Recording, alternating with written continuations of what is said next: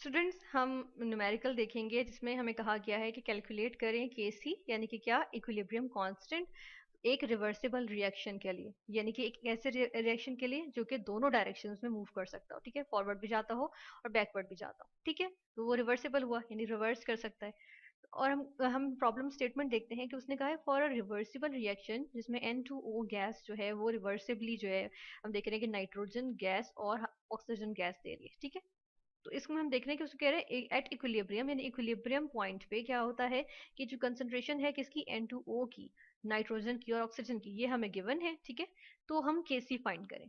अब केसी क्या होता है, केसी हमें पता है कि रेशो होती है। ठीक है, इक्विलिब्रियम कांस्टेंट होता है, रेशो होती है। किस तरह की रेशो होती है, हम देख लेते हैं कि अगर हम इस रिवर्सिबल रिएक्शन की बात करें तो क्या होती है, हम कहते हैं प्रोडक्ट ऑफ प्रोडक्ट्स। ठीक है, यानी प्रोडक्ट्स की प्रोडक्ट, यानी कि हम कहते हैं N2, ठीक है, और इंटू O2, इनकी concentration, product of concentration of products, ठीक है, डिवाइडेड बाय क्या होती है, product of concentration of reactants. अब रिएक्टेंट एक ही है तो हम ये लिख देंगे। ठीक है, लेकिन यहाँ पर हमें एक चीज और देखनी है, वो ये कि ये इक्वेशन बैलेंस करनी होती है। ठीक है, सबसे पहले हम देखेंगे इक्वेशन बैलेंस्ड है। इक्वेशन में हम देख लेते हैं कि यहाँ पे 2 ऑक्सीजन है, यहाँ पर एक है, तो हम यहाँ पर 2 लगा देते हैं। अगर यहाँ पर 2 लगाते हैं तो हम देख रहे हैं कि नाइट्रोजन 4 हो गए, ऑक्सीजन तो बैलेंस हो गए, लेकिन नाइट्रोजन को बैलेंस करने के लिए हम यहाँ पर भी 2 लगा देते हैं। ठीक है, अब ये हमारे पास एक बैलेंस्ड इक्वेशन आ गई। ठीक है, तो अगर हम इनके लिहाज से देखें तो हर प्रोडक्ट, हर कंसंट्रेशन को रेज टू द पावर इनका कोफिशिएंट करने, यानी कि जो इनके मोल्स हैं, जो कि जो अमाउंट जो है वो इसमें इन्वॉल्व हो रही है। ठीक है, मोल क्या होती है, अमाउंट होती है। ठीक है, जब हम छोटे छोटे यूनिट्स की बात करते हैं तो यहाँ पर हम देख रहे हैं N2O के साथ 2 लगा हुआ है। ठीक है, तो हम क्या करते हैं कि यहाँ पर N2O के साथ 2 लगा देंगे होल ट्वाइस। ठीक है, इसी तरह N2 के साथ जो है वो भी 2 लगा हुआ है, तो ये भी रेज टू द पावर 2 कर देंगे। ठीक है, तो ये जो हमारे पास रेशो होती है इसको हम कहते हैं केसी। ठीक है, तो ये फाइंड करनी है। अब हमने जो है वो केसी तो डिराइव कर लिया, क्योंकि इसकी डेफिनेशन से, इसकी डेफिनेशन क्या थी, product of concentration of products raise to the power their respective moles, या हम कहते हैं कोफिशिएंट्स। ठीक है, डिवाइडेड बाय, हम क्या कहते हैं, प्रोडक्ट ऑफ कंसंट्रेशन, कंसंट्रेशन ये स्क्वायर ब्रैकेट्स कंसंट्रेशन के रिप्रेजेंट करते हैं। ठीक है, product of concentration of reactants, ठीक है, raise to the power their coefficients. ठीक है, ये आ गया हमारे पास। तो हम देख रहे हैं कि कंसंट्रेशन क्या होती है, कंसंट्रेशन होती है कि कितने मोल्स जो है वो पर यूनिट वॉल्यूम मौजूद हैं, यानी कि जो स्पेस ऑक्यूपाई कर रही है उसके अंदर कितने मोल्स किसी चीज के मौजूद हैं, वो क्या होती है, वो होती है कंसंट्रेशन। ठीक है, अब हमने ये भी कह दिया कि जो ये हमारे पास ये स्क्वायर ब्रैकेट्स क्या शो कर रहे हैं, ये कंसंट्रेशन को शो कर रहे हैं। ठीक है, यहाँ पर हम ऐसा करते हैं कि वैल्यूज लिख देते हैं।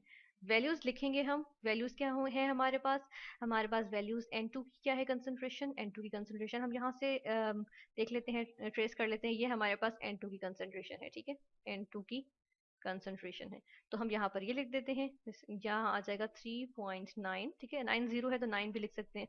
ठीक है, और ये आ जाएगा, इसको हम कहते हैं कि ये, क्योंकि स्क्वायर लगा हुआ है इसलिए हम यहाँ पे स्क्वायर लगा देंगे। ठीक है, फिर मल्टीप्लाई हो रही है क्या चीज, ऑक्सीजन की कंसंट्रेशन, ऑक्सीजन की ये दी हुई है हमें। ठीक है, और ये क्या है, ये किसकी है, O2 की, हम यहाँ पर ये लिख देंगे 1.95। ठीक है, और इसके साथ कोई स्क्वायर कुछ नहीं है तो ये हम जो है वो ऐसे लिखेंगे। ठीक है, अब मैंने स्मॉल ब्रैकेट्स लगाई, वो किस वजह से लगाई है, क्योंकि अब तो हम कंसंट्रेशन को, हमने डायरेक्ट कंसंट्रेशन को रिप्रेजेंट कर दिया ना। ठीक है, यानी कि हम कंसंट्रेशन की वैल्यूज लिख रहे हैं, इसलिए अब स्क्वायर ब्रैकेट्स लगाने की जरूरत नहीं है।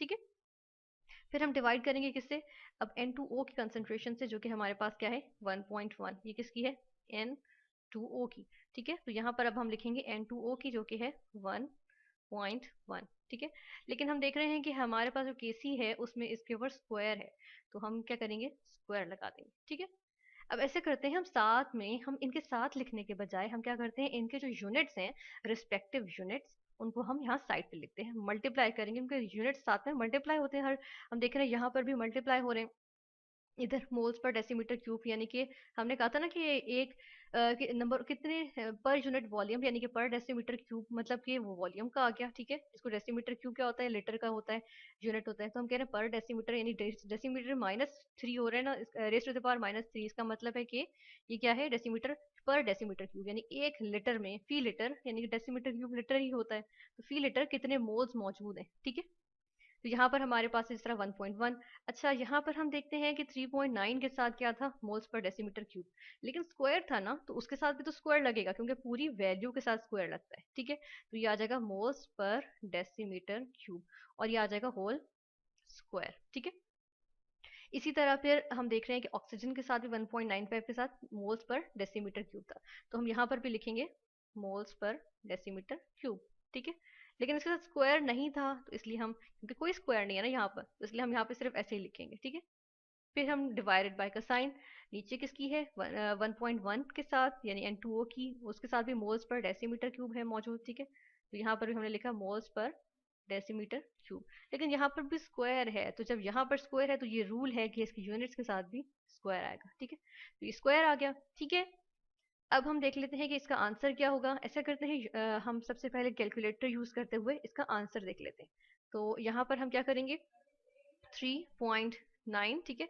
अब इसका स्क्वायर है, इसका स्क्वायर ले लिया, ठीक है, ये स्क्वायर आ गया। उसको मल्टीप्लाई किया हमने किसके साथ, 1.95 के साथ, ठीक है। ये हमारे पास आंसर आ गया। इसको हमने जो आंसर आया उसको डिवाइड किया किससे, 1.1 के स्क्वायर से, तो 1.1 का स्क्वायर ले लिया, ठीक है। ये आ गया ना हमारे पास, आंसर का डिवाइड किया 1.1 के स्क्वायर से, तो इक्वल्स टू करेंगे तो हमारे पास ये पूरी वैल्यू आ जाएगी 24.51, ठीक है। तो हम यहाँ पर लिखेंगे आंसर कि हमारे पास के सी की फाइनल वैल्यू आ गई है, जो कि है क्या है, के सी इक्वल्स 24.51, ठीक है। हम इसको कंफर्म कर लेते हैं, ये 24.51, ठीक है। ये हमारे पास वैल्यू आ गई। अब यूनिट्स को हम देख लेते हैं। यूनिट्स को देखने के लिए क्या करेंगे, हम देख रहे हैं कि मोल्स पर डेसीमीटर क्यूब का स्क्वायर मौजूद है न्यूमरेटर में, और मोल्स पर डेसीमीटर क्यूब का स्क्वायर जो है वो डिनोमिनेटर में भी मौजूद है, यानी कि फुल वैल्यू जो है वो इससे कैंसिल हो सकती है, हो गई कैंसिल, ठीक है। अब एक हमारे पास मोल पर डेसीमीटर क्यूब बच गया, ठीक है। तो हम इसको यहाँ पर मेंशन कर देंगे, ठीक है, यहाँ पर इसको मेंशन कर देते हैं।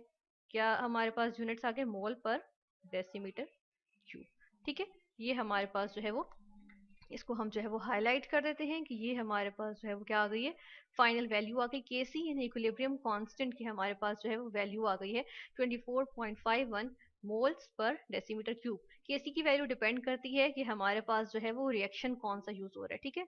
और इसके मुताबिक हमारे पास इसकी वैल्यू आ गई कि हमने रिवर्सिबल रिएक्शन जो हमारे पास मौजूद था, हमने उसको बैलेंस किया, उसकी केसी के जो है वो एक्सप्रेशन निकाला। एक्सप्रेशन में हमने वैल्यूज हमें गिवन थी, हमने वो वैल्यूज पुट की और हमने आंसर निकाल लिया केसी का।